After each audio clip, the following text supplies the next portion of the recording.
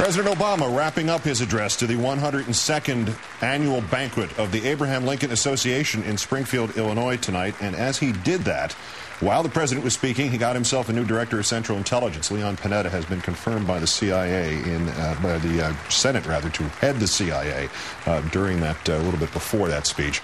As you see, the president, who will now leave for Washington again. Back now to Howard Fineman, our senior Washington correspondent for Newsweek magazine. I thought a neatly woven argument here out of a sort of traditional Lincoln Day celebration, this the 200th anniversary of the 16th president's birth, but a neatly woven argument that Lincoln would kind of endorse activist government as opposed to the deregulation of the last 10 years. It was rather deftly done. If you didn't have the script in front of you, you might not have seen it coming, right?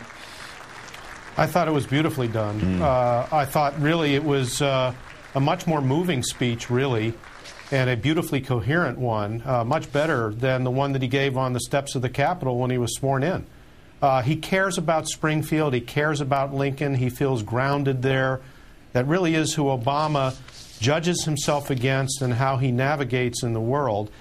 And I thought Obama did a beautiful job of explaining the core philosophical justification for what he's proposing to do. Now, whether you can balance that much philosophy on the head of the pin of alternative fuels, I don't know.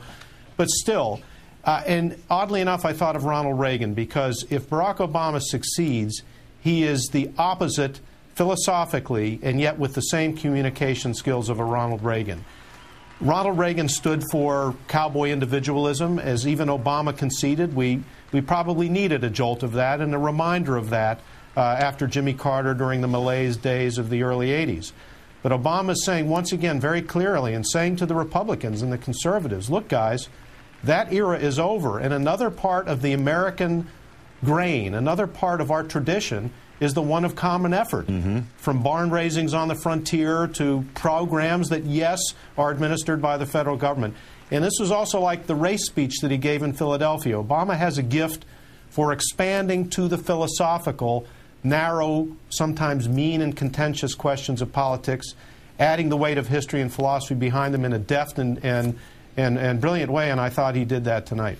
Only a union could foster the ingenuity of our farmers, referring to our history. Only a union could spread, for instance, the Transcontinental Railroad, and then bringing on to only essentially a union could address the problems that we're facing now. The other thing in here, of course, was, and it was a complete ad lib, this wonderful image of Lincoln in his law office in Springfield, with his sons playing around him, his clothes a bit too small to fit his uncommon frame, worrying somebody might call him up and ask him to be Commerce Secretary, which is not only a lovely way of making fun of this somewhat of a farce, and taking a little steam out of the farce about Senator Gregg and all the others who've been up for that post, but also provides that wonderful kind of touching image of Lincoln having lived long enough to take a phone call, which I thought was very nice in its own way. Well, not only that, I thought that was brilliantly done, and of course just tucked in there on the fly and beautifully delivered with that smile that Obama has, and he's got all kinds of brands of that smile. That was a great one, saying, hey, what are you going to do?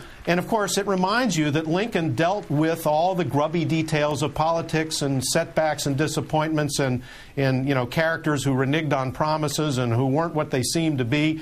I mean, Lincoln was a master politician, utterly immersed in every little corpuscle of the body politic starting out in Springfield. And Obama seems to take the same kind of joy at the human comedy involved in this, and that also inspires confidence. And there you think not so much of Ronald Reagan as of Franklin Roosevelt. Obama's got the gifts. It's a question of whether he can deliver the goods. Every time he gives a speech like this, people are reminded of the capacity and the promise that he has. Lincoln asked the man, so you think you made me president? Yes, the man replied, under Providence, I think I did. Well said, Lincoln. It's a pretty mess you've gotten me into, but I forgive you. Howard Fineman of Newsweek, as always, great thanks. Thank you, Keith.